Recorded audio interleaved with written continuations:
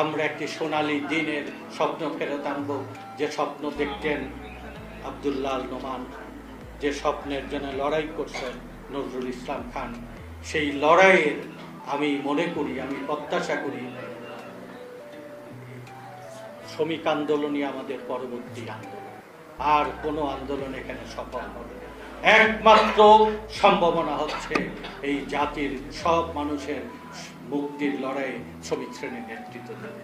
সেই শ্রমিক শ্রেণীর যে পর্যায়ে যে আছেন, যখন আমরা আদর্শের ভিত্তিতে শৃঙ্খলা এবং অসংগঠিত শ্রমিকদের ঐক্যবদ্ধ করার এক প্রতিজ্ঞা করব, তখন এই বাংলায় এক নবজাগরণ তৈরি হবে। সেই নবজাগরণের পক্ষে আপনাদের ডাক দিয়ে আমি আমার কথা শেষ করছি। দুনিয়ার মধ্যে এক হোক।